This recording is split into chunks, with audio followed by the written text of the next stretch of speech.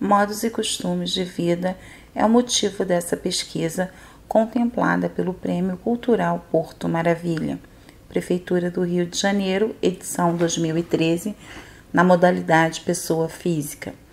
A autora, Andréa Chesorim Nunes, é sulista de Curitiba, Paraná, e moradora da cidade do Rio de Janeiro há 30 anos,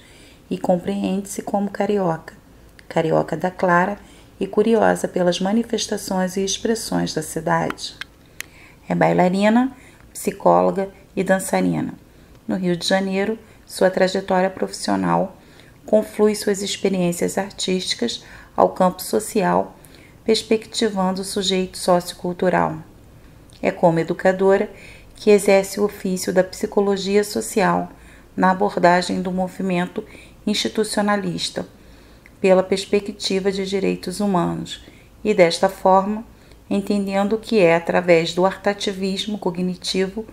que exercerá suas implicações na busca por meios a erradicar a desinformação e iniquidades. Apresentaremos a seguir um breve histórico da autora, apontando sua relação, proximidade e paixão pela zona portuária do Rio de Janeiro. A inserção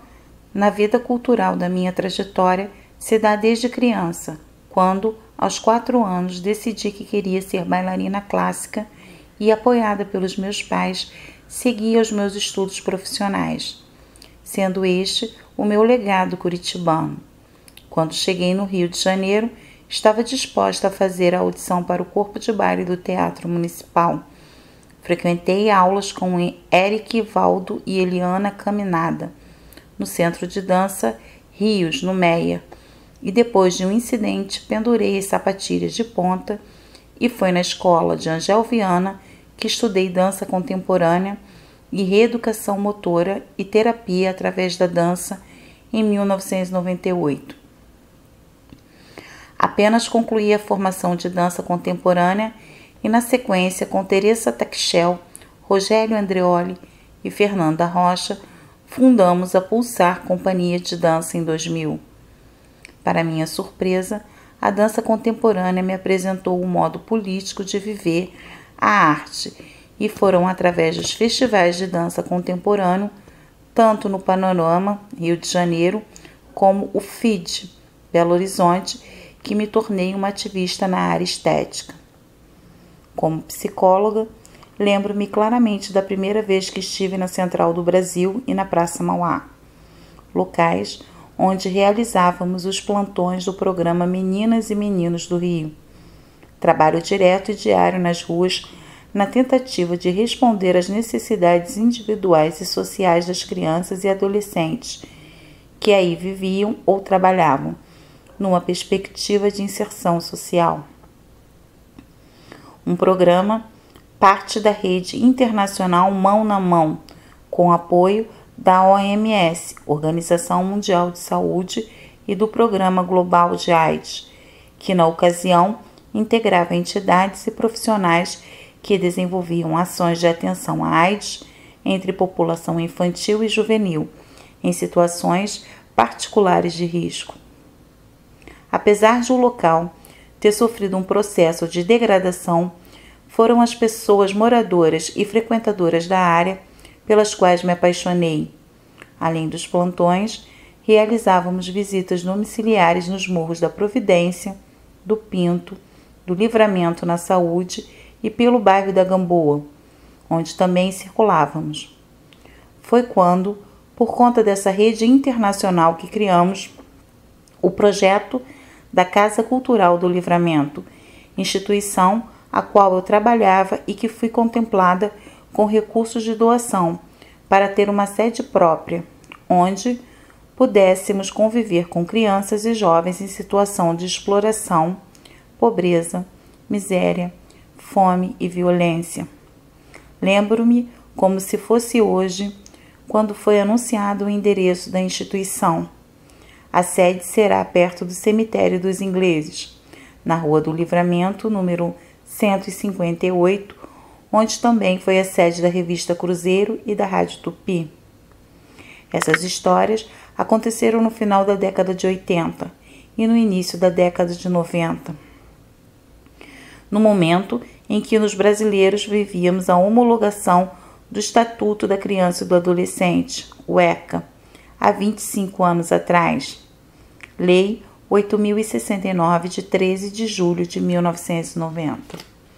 E foi nessa trajetória que acabei conhecendo a moçada veterana de serviços públicos que cultuavam a música popular carioca,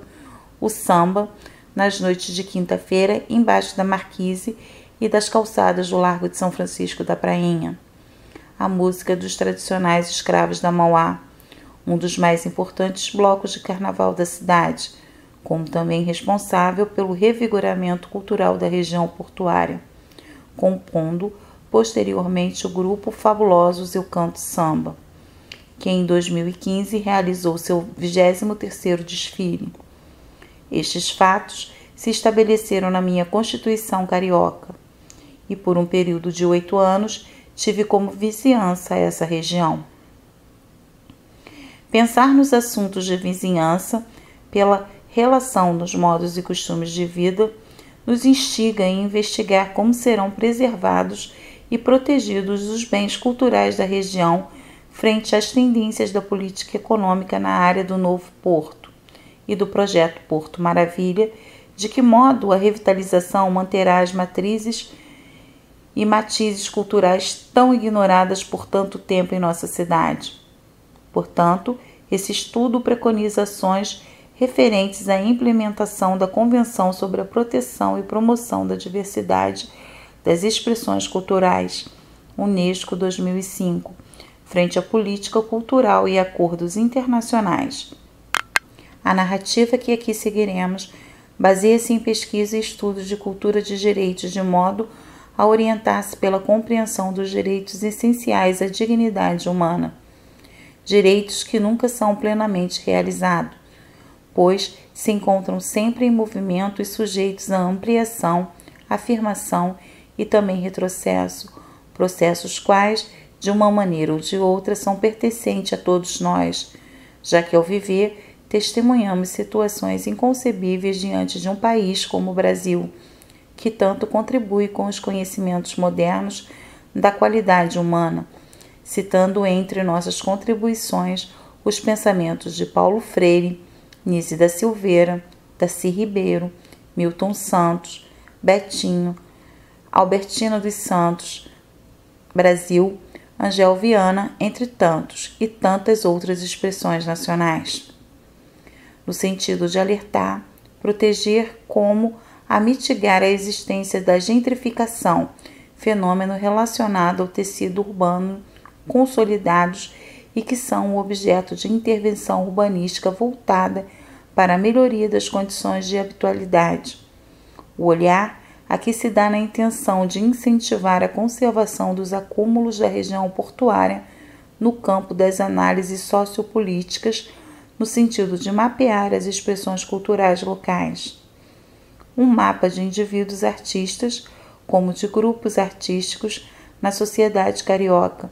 elevando o sentido de valor cultural da zona portuária, de modo a subsidiar os espaços públicos em infraestrutura, priorizando a manutenção da propriedade da terra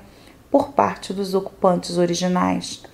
inibindo as operações de transferência e assim propor e construir estratégias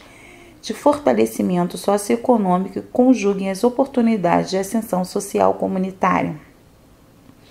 Prefeitura da cidade do Rio de Janeiro, catálogo Propostas Metodológicas, concurso Morar Carioca, Plano Municipal de Integração de Assentamentos Precários e Informais, IAB, Rio 2016, Habitação 2010. Em 2011, a Prefeitura do Rio de Janeiro, através de sua Secretaria Municipal de Cultura, trouxe ao Rio a 20ª edição do maior evento de dança e artes performáticas do Brasil, o Festival Panorama, Emílio Calil. Foi quando participei, entre tantas outras fruições do Composições Políticas, Encontro Ibero-Americano, no Armazém da Utopia, no Cais Portuário da cidade, da Oficina Sinfonias da Cidade Globalizada, com Marcelo Espólito, Espanha, em colaboração com Ricardo Basbaum, Rio de Janeiro, Entendo o sentido das redes translocais. Hoje, um dos interesses de pesquisa junto ao Núcleo de Estudo em Políticas Públicas em Direitos Humanos, NEPPDH, que desenvolveu na UFRJ. A intenção da oficina, acima descrita, pretendeu produzir em nós, os pesquisadores presentes na época, dispositivos de ação por vir. Foi quando um dos representantes da Associação Recreativa Cultural Afoxé Filhos de Gandhi nos contextualizou um olhar sobre a história do Porto Carioca e entre os espaços visitados. Estivemos no Sindicato dos Estivadores, no Ocupa, Chiquinha Gonzaga, Observatório do Valongo, Morro do Valongo, Jardim da Imperatriz, Morro da Providência, Museu da Dodô da Portela, Cemitério dos Ingleses, Vila Olímpica da Cultura Gamboa, nas obras, Praça da Harmonia, Moinho Fluminense, como também na sede dos Filhos de Gandhi na Rua Camerino Sem Número, sendo esta narrativa uma das implicações que impulsionou a criação do projeto Porto Acessível, uma pesquisa em estudo permanente. Frente a esses contextos, a pesquisa do Guia Acessível se desenvolveu e entre essas fases de coleta e tratamento de dados, o estudo se ampliou, como conjugou toda a praxe que fez surgir o interesse pelo tema em questão, a verificação de acessibilidade nos espaços de cultura e gastronomia do Porto Maravilha, percorridos por bicicleta, proposta de um guia acessível. Contudo, muitas frentes se abriram para o direcionamento do produto final da pesquisa. Encontramos, classificamos e cadastramos inúmeros prospectos sobre o assunto pesquisado e levaríamos meses para tratar essas informações e disponibilizá-las aos interessados. Portanto, criamos um método e uma metodologia de pesquisa que seguem nessa página e em outras seções, e você facilmente compreenderá a lógica. É só navegar e estimular a curiosidade. O site Porto Acessível pretende ser um espaço contínuo e em processo de atualização constante, como também pretende promover e oferecer meios de proteção, registro e memória documental, estabelecendo-se como canal virtual, um mecanismo indutor de participação social. Nesse sentido, o projeto Porto Maravilha poderá ser um diálogo junto à gestão pública sobre as políticas existentes ou ausentes na cidade, para a real participação de pessoa com deficiência nos ambientes. Assunto e temas que nos são tão caro e tão raro. Nossa proposição é de historiar a frequência de pessoas com deficiência na vida sociocultural do Rio de Janeiro, de modo a colaborar e buscar caminhos para consolidá-la e equiparação